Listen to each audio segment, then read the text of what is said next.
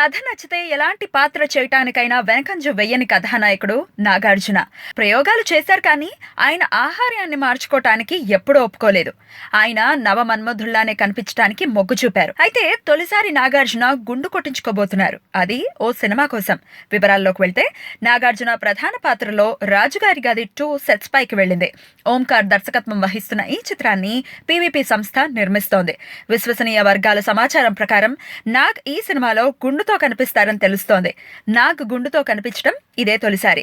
మన్మధుల్లాంటి నాగార్జునకు గుండు సెట్ అవుతుందా? ఆయన అలా చూసి అభిమానులు ఒప్పుకోగలరా అనేవి సందేహాలే. అయినా ఓ పాత్ర కోసం ఇలాంటి ధైర్యం చేయటం నాగార్జునకే చెల్లింది. అన్నట్టు ఈ సినిమాలో నాగ్ ఓ ఆత్మగా కనిపించే అవకాశాలున్నాయి. ఇదివరకు సోగ్గాడే చిన్న అయిన సినిమాలోనూ నాగ్ ఆత్మగానే కనిపించాడు. అయితే అది నవ్వించింది. ఈ ఆత్మ భయపెడుతుంది. ఓ హారర్ థ్రిల్లర్ చిత్రంలో నాగార్జున నటించడం కూడా ఇదే తొలిసారి. మరి ఈ ప్రయోగం ఎంతవరకు వర్కౌట్ అవుతుందో చూడాలి.